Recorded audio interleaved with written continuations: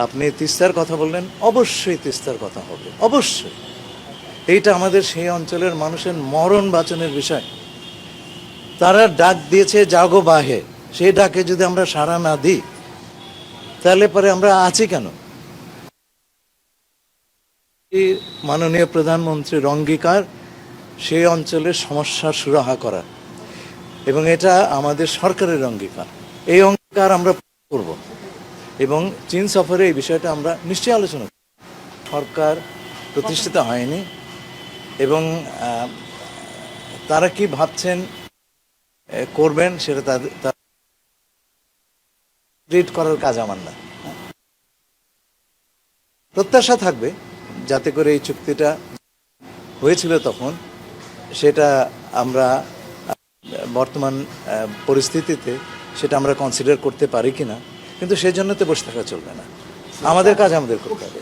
পশ্চিমবঙ্গে বিজেপির শুভেন্দু নেতার পাশাপাশি আমরা যদি দেখি আসামের মুখ্যমন্ত্রী তারা বরাবরই মুসলিম বিদ্বেষী মনোভাব দিয়ে কথা বলছিলেন এবং বাংলাদেশি ক্লেম করছিলেন। পুশিনের কোনো শঙ্কা আছে কিনা? দেখুন, যখন আসামের মুখ্যমন্ত্রী কথাটি বলেছিলেন, স্বীকার করেছিলেন তিনি কিছু কাজ করেছেন, আপনারা দেখেছেন, আমরা সেটা কড়া প্রতিবাদ দিয়েছি। সেই বিষয়ে আমাদের যা যা ব্যবস্থা আমরা নেব। আর বাণিজ্য চুক্তি আমরা যদি দেখি, যুক্তরাষ্ট্রের সাথে বাণিজ্য চুক্তি নিয়ে না, এটা না করে নেন। চীন যুক্তরাষ্ট্রের বাণিজ্য চুক্তি নিয়ে অনেক আলোচনা হচ্ছে, বাংলাদেশে এখন বিভিন্ন পর্যায়ে আলোচনা হচ্ছে। বলা হচ্ছে বাংলাদেশ 131টি শর্ত মানবে আর সেখানে যুক্তরাষ্ট্র মাত্র 6টি শর্ত মানবে। বাণিজ্য চুক্তি নিয়ে আপনার দেখুন, এটা নিয়ে আলোচনা হওয়া খুব ভালো এবং মুক্ত আলোচনা হওয়াই উচিত যে কোনো চুক্তি নিয়ে। আর আপনি যেটা বললেন বাংলাদেশ 131, আমরা না, আমি 131টাতে শ্যাল বলেছে না, আমরা তো একা এই চুক্তি করি নাই, বিশ্বের অন্যান্য দেশগুলো করেছে। ইন্দোনেশিয়া 231টাতে এইরকম শ্যাল বলেছে। সুতরাং বাংলাদেশের চুক্তিটি যখন পাঠ করবেন তখন ইন্দোনেশিয়া, ভিয়েতনাম, কম্বোডিয়া, অন্যান্য যারা চুক্তি করেছে তাদেরটা পাশে নিয়ে পাঠ করলে পরে আপনি জিনিসটা ভালো করে বুঝবেন। আমি বলবো যে আপনারা সবাই মিলে সেটা দেখেন, সবার এটা হচ্ছে তুলনামূলক, দেখেন আমরা কি পেয়েছি কি পাইনি।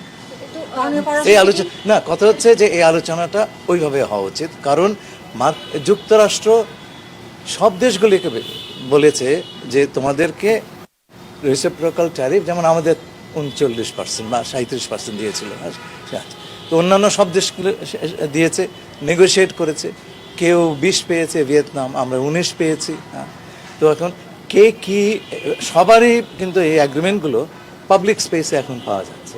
আপনার বাংলাদেশের অ্যাগ্রিমেন্ট অন্যান্য দেশের অ্যাগ্রিমেন্টের সঙ্গে তুলনা করে পড়েন, তাহলে বুঝবেন যে আমরা কি রেট পেয়েছি, পলিসিতে আমরা কি কি বিষয়ে তাদের সঙ্গে চুক্তি করেছি, অন্যরাও কি চুক্তি করেছে, অন্যরা কি পারচেস কমিটমেন্ট কত, আমাদের পারচেস কমিটমেন্ট কত, সব মিলিয়ে দেখেন।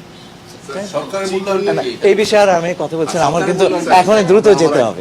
চীন নিয়ে একটা ছোট প্রশ্ন ছিল, সেটা হচ্ছে গিয়ে এই আপনার চিপের পরে কি আমরা হাই লেভেল ভিজিট দেখতে পাবো কিনা, এটা এক। সেকেন্ড হচ্ছে গিয়ে চীনের 4টা ইনিশিয়েটিভ আছে, global security initiative, development initiative, strategic initiative. 4টা ইনিশিয়েটিভের কোনটায় যোগদানের প্রতি আপনাদের এক্সপেকটেশন কিংবা ওদের আছে? আচ্ছা আচ্ছা বলেন। চাইনিজ মানে চীনাদের তিস্তা প্রকল্প এবং তিস্তা চুক্তি দুটো আলাদা বিষয়, এটা অনেকে আমরা ভুলিয়ে ফেলি। আমরা কি আসলে তিস্তা চুক্তিটা ভারতের সাথে, প্রকল্প চীনের সাথে, এই জিনিসটাকে আমরা সেই দেখুন, সবচেয়ে বড় কথা যেটা হচ্ছে তিস্তা পাড়ের মানুষের একটা বড় ধরনের ইকোলজিক্যাল বিপর্যয়ের মধ্যে তারা আছে। It's the matter of their economic security. আমরা যেভাবে পারি, যে কয়টা উপায় আছে আমি সবগুলো উপায় আমরা এক্সপ্লোর করবো, যেটা সর্বোত্তম সেটাই আমরা নিব। এইখানে সবচাইতে বড় আপনার বিচার্য বিষয় হচ্ছে আমাদের মানুষের ইন্টারেস্ট, বাংলাদেশ ফার্স্ট।